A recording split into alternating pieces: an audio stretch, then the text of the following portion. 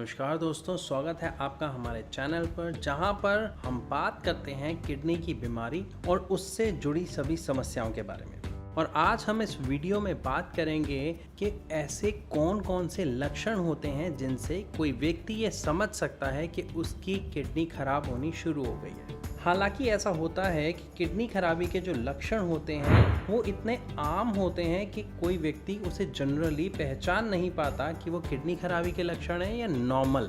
क्यों?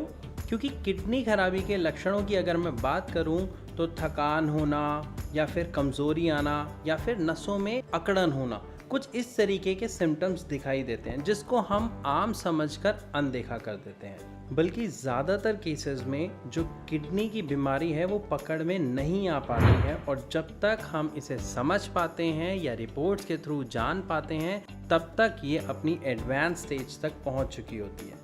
लेकिन आज इस वीडियो में हम बात करेंगे इन सभी लक्षणों के बारे में कि इन लक्षणों में हमें खास तौर पर किन चीज़ों को ध्यान देना चाहिए जिससे हम पता लगा सकते हैं कि किडनी में कहीं कोई खराबी तो नहीं आ रही। तो चलिए बात करते हैं अब डायरेक्टली उन 7 सिम्टम्स के बारे में। जी हाँ, उन 7 लक्षणों के बारे में जिनसे हम ये पता लगा सकते हैं कि किडनी में खराबी आनी शुरू हो गई है। तो चलिए शुरू करते हैं अपनी वीडियो को और बात करते हैं उस पहले सिम्टम की जिससे ये पता लगता है कि किडनी में खराबी आनी शुरू हो गई है।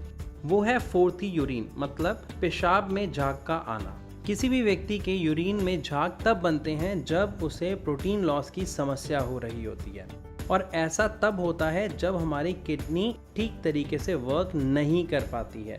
तो सबसे पहली चीज़ कि जब भी कोई व्यक्ति या आप अगर टॉयलेट जाते हैं और आप देख रहे हैं कि लगातार कुछ दिनों से जब आप टॉयलेट करने जा रहे हैं तो टॉयलेट करने के बाद बहुत सारे झाग बन जाते हैं, मतलब कुछ ऐसा जैसे कि ऐसा फील हो कि पॉट के अंदर पहले से ही साबुन या सर्फ था, इतने झाग बन जाना। तो ये एक सबसे बड़ा लक्षण है, और या ये कहा जाए ये सबसे बड़ी एक ऐसी पहचान है जिससे कोई भी शुगर और हाइपरटेंशन का, मतलब हाई ब्लड प्रेशर का पेशेंट ये जान सकता है कि उसकी किडनी में समस्या आनी शुरू हो गई है।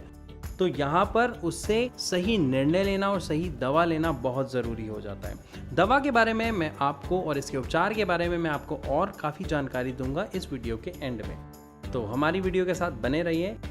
अब बात करते हैं दूसरे लक्षण की।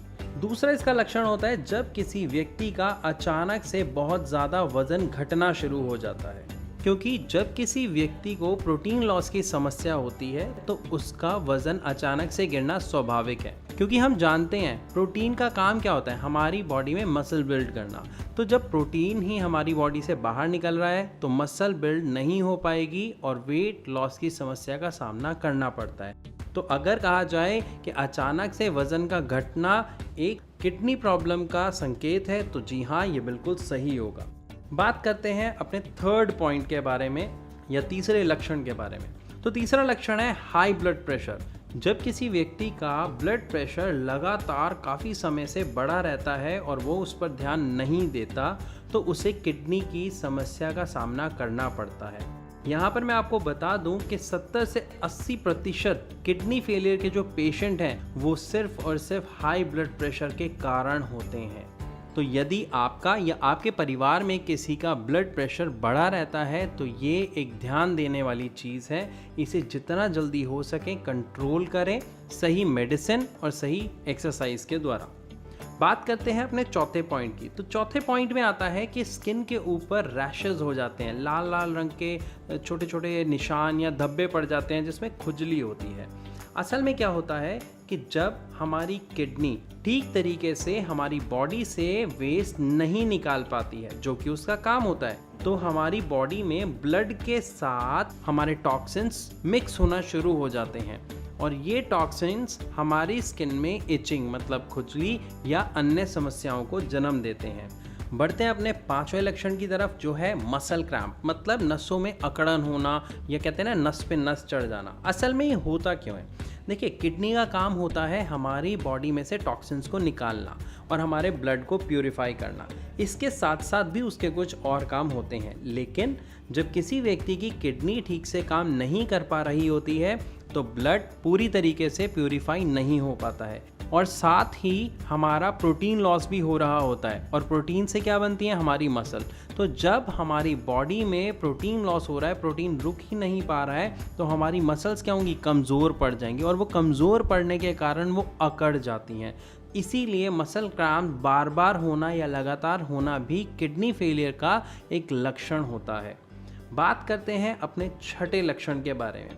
तो छठे लक्षण में आता है कि आपकी भूख का खो जाना है, मतलब आपको भूख कम लगना या फिर जी मचलाना, खाने का मन ना करना। ये भी किडनी खराबी का ही एक साइन होता है।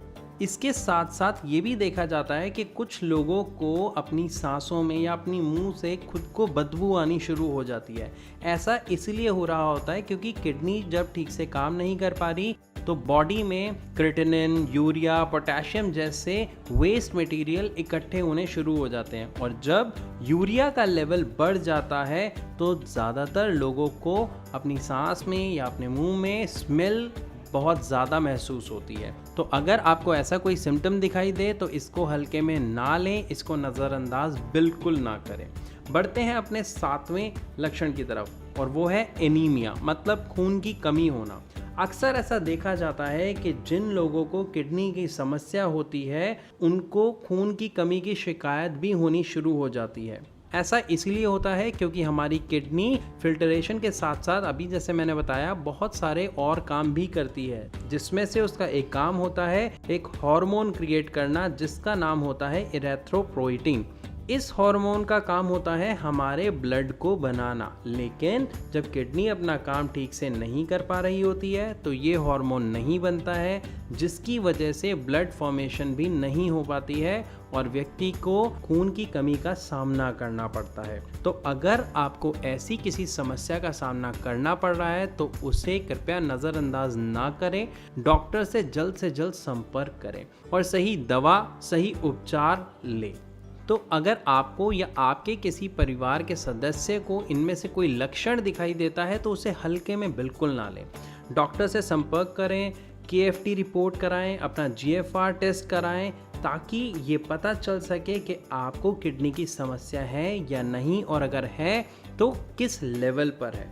अब यहाँ पर हमें एक चीज़ और समझना बहुत ज़रूरी हो जाता है कि अगर किसी व्यक्ति को किडनी की समस्या है या पता चलता है उसकी किडनी खराब हो रही है, तो उसका सही उपचार क्या है।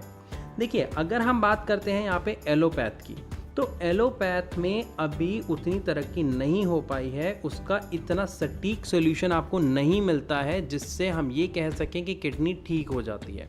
इसीलिए जब भी एक किडनी फेलियर का पेशेंट एलोपैथिक डॉक्टर के पास जाता है तो उसको सिर्फ दो ही ऑप्शंस के बारे में बताया जाता है, क्योंकि मेडिकल साइंस में सिर्फ वही अवेलेबल है, और वो होता है किडनी ट्रांसप्लांट या फिर डायलिसिस। क्योंकि मेडिकल साइंस में सिर्फ ये दो ही उपचार हैं, और ध्यान दीजिएगा ये उपचार नहीं है, क्योंकि अगर कोई व्यक्ति डायलिसिस कराता है तो ये एक रेगुलर प्रोसेस हो जाता है जिसके बहुत सारे नेगेटिव पॉइंट्स भी हैं। डायलिसिस के बारे में मैं अपनी अगली वीडियो में आपको डिटेल से बताऊंगा। और अगर हम बात करते हैं किडनी ट्रांसप्लांट की, तो ये भी एक सक्सेसफुल ऑप्शन नहीं है। ऐसा क्यों कह रहा हूँ ये भी मैं आपको अपनी नेक्स्ट वीडियो में बहुत डिटेल से समझाऊंगा।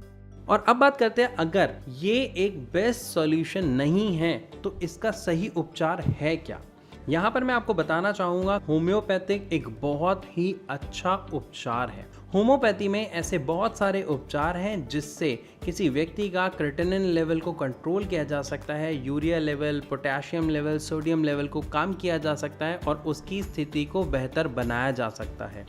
और अगर आप एक सही होम्योपैथी ढूंढ रहे हैं तो यहाँ पे मैं आपको बताना चाहूँगा कि भारत होम्योपैथी एक ऐसी जगह है जहाँ पर हमने बहुत सारे किडनी मरीजों की स्थिति में बहुत सा सुधार किया है। अगर आप या आपका कोई परिवार का सदस्य हमसे कोई क्वेश्चन पूछना चाहता है या अपनी समस्या का समाधान चाहता है तो नीचे दिए गए नंबर्स पर आप डायरेक्टली हमारे डॉक्टर्स से बात कर सकते हैं, उनसे राय ले सकते हैं और अपनी समस्या का सही समाधान भी ले सकते हैं। तो मैं आशा करता हूँ इस वीडियो में आपको अच्छे से समझ आया कि वो कौन से वार्निंग साइंस हैं, वो कौन से लक्षण हैं जिनको हमें ध्यान रखना है ताकि हम अपनी किडनी को स्वस्थ रख सकें, समय रहते अपनी किडनी को बचा सकें और एक सुखी और सही जीवन जी सकें। मैं आशा करता हूँ ये वीडियो आपको पसंद आई होगी। अगर हाँ तो इसको लाइक, सब्सक्राइब और शेयर ज़रूर करें। मैं विदा लेना चाहूँगा आपसे इस वीडियो में और मिलूँगा अपनी अगली वीडियो में। तब तक के लिए नमस्कार।